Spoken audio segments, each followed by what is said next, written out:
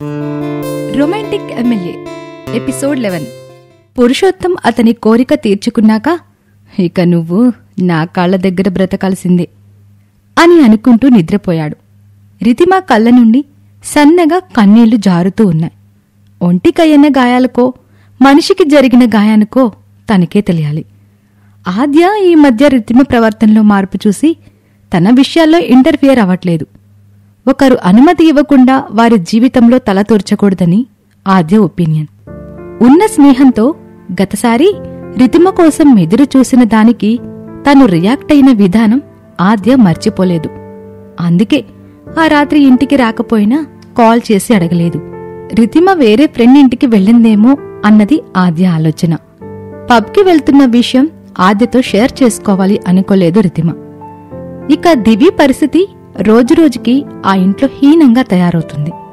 ఎప్పుడు పెళ్ళవుతుందా, ఎప్పుడు దివిని కౌగిలిలో బంధిద్దామా అని ఆతురతగా ఎదురు చూస్తున్నాడు రాజు.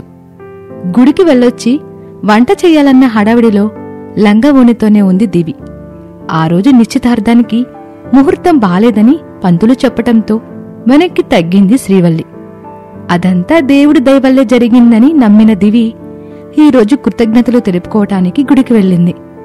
వంట లేటైతే శ్రీవల్లి గొడవ చేస్తుందని హడావిడిగా చేస్తుంటే శ్రీవల్లి బయటికి వెళ్లడం చూసిన రాజు దొంగచాటుగా తలుపు దగ్గరికి చేరి కళ్లతోనే దివి అందాన్ని తాకుతున్నాడు. ఊగుతున్న దివి జడని, సన్నగా కనిపిస్తున్న దివి నడుం వంపుని చూస్తూ గుండె మీద తడుముకుంటూ, అబ్బా, నీకంటే నీ అందమే నన్ను పిచ్చెక్కించేస్తోంది. ఇప్పుడు నిన్నే కొరుక్కు తినాలనుంది. కాని కొన్ని రోజులేగా అని ఓపిక పడుతున్నా.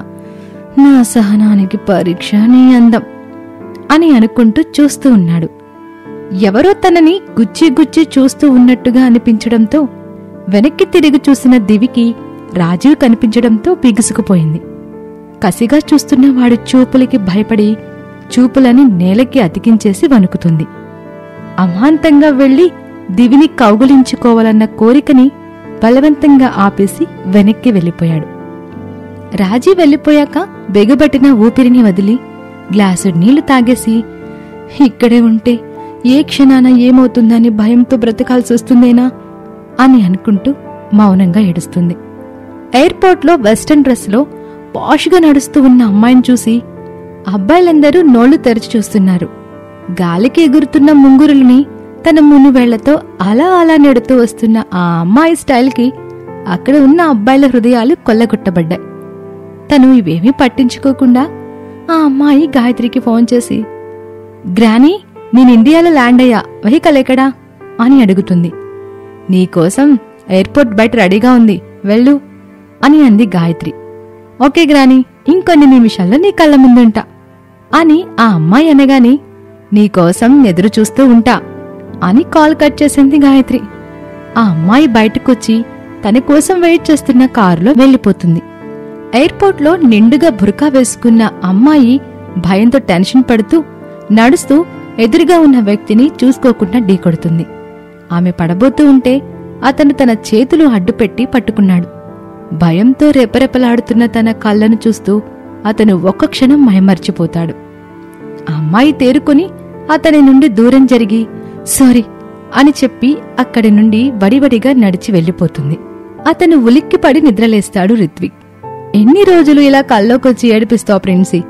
నా కళ్ళ ముందుకొచ్చి ఎప్పుడు నన్ను కరుణిస్తావు అని బాధగా లేచి జిమ్ చేయడానికి వెళ్తాడు. ఆ రోజు నేను స్పష్టంగా నీ కళ్ళను చూశాను.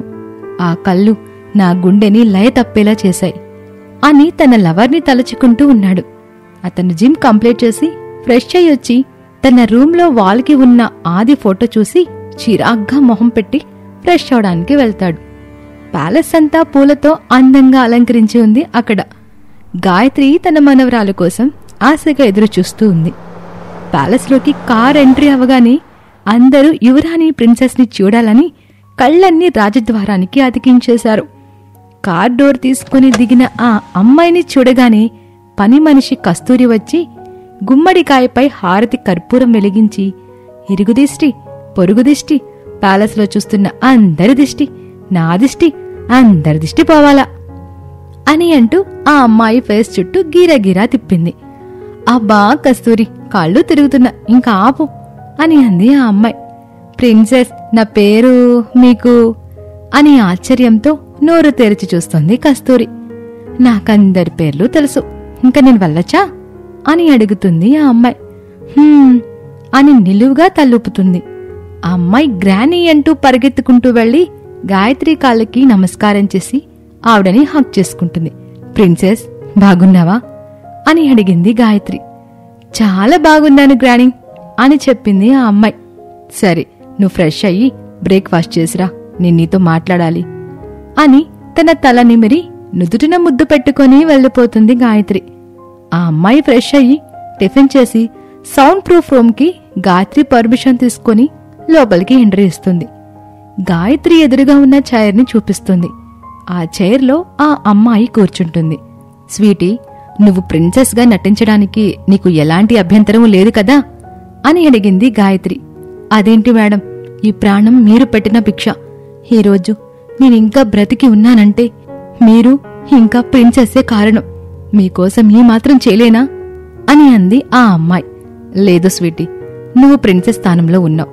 అజ్ఞాతంగా పావులు కదుపుతున్న శత్రువుల దృష్టి నీమీద పడుతుంది. క్షణక్షణం ప్రాణాలతో పోరాటం చెయ్యాలి అని వాస్తవాన్ని గుర్తు చేస్తోంది గాయత్రి. మేడం, మీకు సహాయం చేసే ప్రాసెస్లో నా ప్రాణం పోయినా నేను హ్యాపీగా ఫీల్ అవుతాను. మీరు నన్ను ఎంత నమ్మకపోతే ఈ ఇంటి వారసురాలిగా నన్ను ప్రపంచానికి పరిచయం చేస్తారు అని అంది స్వీటీ. నీ ప్రాణానికి ఏమీ కానివ్వను స్వీటీ. నా స్వార్థం కోసం వేరొకరి ప్రాణాలు గాల్లో కలిసిపోతుంటే చూస్తూ ఊరుకోను. నేను నీ చుట్టూ సెక్యూరిటీ అరేంజ్ చేస్తాను. అలాగే నాకు నువ్వు ప్రిన్సెస్ వేరు కాదు, ఇద్దరూ ఒకటే. మీ ఇద్దరిని పెంచింది నేనే. నిన్ను ఎప్పుడూ పరాయిదాన్లా చూడలేదు అని అంది గాయత్రి. స్వీటీ హ్యాపీగా ఫీల్ అయ్యి థ్యాంక్యూ మేడం అని చెప్తుంది. ఒక్క విషయం గుర్తుపెట్టుకో, నువ్వు ప్యాలెస్లో ఎవ్వర్నీ గుడ్డిగా నమ్మకో. వాళ్ల ప్రతి కదలికని ఒక కంట కనిపెడుతూ ఉండాలి అంటూ ఆగి, ఇంటి దొంగని ఈశ్వరుడైనా పట్టలేడంటారు. వాళ్ళ మెయిన్ టార్గెట్ ప్రిన్సెస్ స్థానంలో ఉన్న నువ్వు. వాళ్ళు ఈ పాటికే ఇక్కడ పనిచేస్తున్న కొందరికి డబ్బెరగా వేసి వాళ్ళని అదుపులో పెట్టుకుని ఉంటారని నా అనుమానం. నువ్వు జాగ్రత్తగా ఉండు అని చెప్పింది గాయత్రి. అలాగే మేడం అని పైకి చెప్పి, దాని ప్రాణాలు తీసైనా ఆస్తి నా సొంతం చేసుకుంటాను. అందుకోసం ఎలాంటి ప్లాన్ వేయాలో నాకు తెలుసు అని మనసులో అనుకుని, ముందు నీతో మంచిగా నటించి అదెలా ఉంటుందో తెలుసుకోవాలి అని ఫిక్స్ అయింది స్వీటీ. సరే, నువ్వెళ్ళు, నేనింక కొద్దిసేపు ఇక్కడే ఉంటాను. సరే మేడం అని బయటికి వెళ్ళిపోతుంది. డోర్స్ ఆటోమేటిక్గా క్లోజ్ అవుతాయి. గాయత్రి ఆద్యకి కాల్ చేస్తోంది. ఆద్య సీక్రెట్ మొబైల్ తీసి లిఫ్ట్ చేసి, హలో గ్రానీ, ఎలా ఉన్నావు అని అడిగింది. నేను బాగున్నాను ప్రిన్సెస్, నువ్వెలా ఉన్నావు అని అడిగింది. నన్ను ప్రిన్సెస్ అని పిలవద్దని చాలాసార్లు చెప్పాను కదా గ్రానీ అని కోపంగా అంది ఆద్య. తెలుసు, కానీ నిన్ను అలా పిలిస్తేనే నాకిష్టం. ఈ ముసలిదాని చిన్న కోరిక తీర్చలేవా అని అడిగింది గాయత్రి. సర్లే, ఎమోషనల్ బ్లాక్మెయిల్ చేయకు. ఎలా ఉన్నావు? డమ్మీ ప్రిన్సెస్ ప్లాన్ వర్క్ అవుతుందా అని అడిగింది ఆద్య. బాగానే వర్క్ అవుతుంది. ఇంతకీ ప్రణయ్ ఎలా ఉన్నాడు అని అడిగి, వాడికి గతం గుర్తుకొచ్చిందా అని ఆశగా అడిగింది గాయత్రి. బాగానే ఉన్నాడు, కానీ అన్నయ్యకి ఇంకా గతం గుర్తుకు రాలేదు. ఆశ్రమం దగ్గరలోనే ఒక రూంలో ఉంటున్నాడు. అన్నట్టుగా వంశీ ఇక్కడే ఉన్నాడు గ్రానీ అని చెప్పింది ఆద్య. గాయత్రి నవ్వుకొని, ఎంత వద్దన్నా వినలేదు. వాడికి నువ్వంటే అంతిష్టం అని చెప్పింది. అది ఇష్టంగానే ఆగిపోతే బావున్ను అని అనుకుంటూ ఉండగా, ప్రిన్సెస్, నువ్వు జాగ్రత్తగా ఉండు అని హెచ్చరించింది గాయత్రి. నేను జాగ్రత్తగా ఉంటాను, ప్యాలెస్లో అంతా ఓకే కదా అని అడిగింది ఆద్య. అని డల్గా అంది గాయత్రి. నువ్వలా డల్గా ఉండుకు గ్రానీ, చెప్పానుగా, రివెంజ్ ప్లాన్ స్టార్ట్ అయింది. తొందరలో అంతా క్లియర్ చేసి నిన్ను చూడ్డానికి వస్తాను అని చెప్పింది ఆద్య.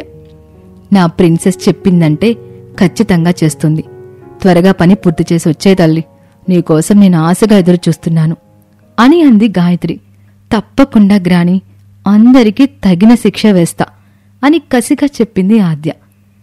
ఇక రితిమ కళ్ళు తెరిచి చూసేసరికి పంటిఘాట్లతో ఎండిపోయిన నగ్న శరీరం కనిపించేసరికి ఏడుస్తూ దుప్పటి కప్పుకొని డ్రెస్ కోసం వెతికింది.